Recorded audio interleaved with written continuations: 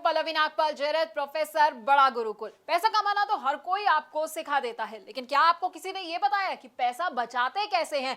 जानते हैं मैं ये बात क्यों कह रही हूँ? क्योंकि ये कहा जाता है कि एक एक बचाया हुआ रुपया कमाए हुए एक एक रुपए के बराबर होता है।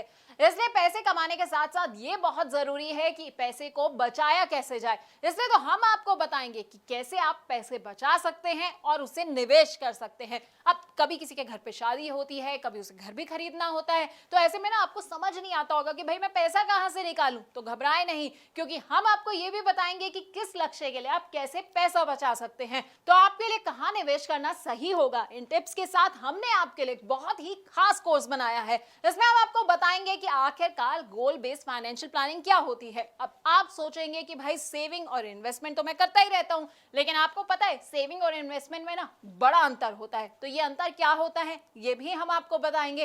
पोर्टफोलियो मैनेजमेंट क्या होता है और कैसे आप गोल बेस्ड अपना पोर्टफोलियो बना सकते हैं, ये हम आपको समझाने वाले हैं। अब कई तरह के ना सिनेरियोज होते हैं, जैसे कि लोग क्या करते हैं, थोड़ा थोड़ा पैसा जो है वो हर महीने की सैलरी से निकालते हैं और उसे निवेश कर देते हैं। तो कई लोग क्या करते हैं कि बोनस मिला और सारा का सारा पैसा निवेश कर दिया। तो कौन सा सिनेरियो किसके लिए सही रहता है ये हम आपको बताएंगे। अपने कोर्स में हम आपको म्यूचुअल फंड्स के बारे में भी बताएंगे। और अगर आपके कुछ शॉर्ट टर्म गोल्स हैं, जैसे कि आप सोच रहे हैं कि भाई 6 महीने के बाद जो है ना मैं एक स्कूटर खरीद लेता हूं, या मैं सोच रहा हूं कि 6 महीने के बाद जो है बच्चों को घुमाने ले जाऊं, तो ऐसे गोल्स के लिए पैसा कैसे आपको इकट्ठा करना है ये हम आपको बताएंगे। अब कई आपके गोल्स ऐसे होंगे जो मीडियम टर्म होंगे, यानी कि आप सोच रहे होंगे कि भाई एक फॉरेन में अच्छी सी वेकेशन प्लान कर ली जाए, या फिर मेरे बच्चे की पढ़ाई जो है ना अब खत्म होने वाली है, अब उसकी हायर एजुकेशन की बारी आने वाली है, तो भाई मुझे उसके लिए पैसा कैसे इकट्ठा करना है, तो वो हम आपको बताएंगे।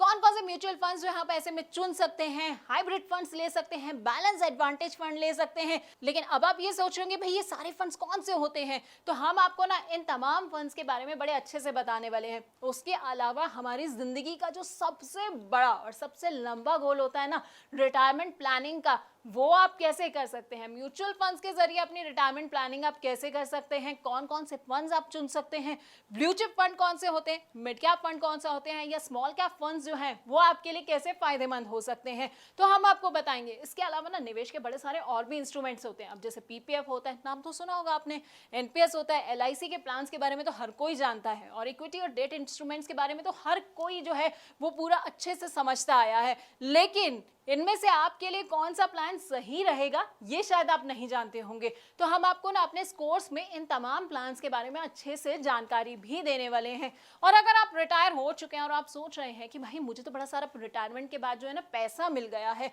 अब इसे मैं कहां पर निवेश करूं, तो बस आपको टेंशन नहीं लेनी है, क्योंकि हम आपको ये भी बताएंगे कि रिटायरमेंट के बाद आप कहां निवेश कर सकते हैं।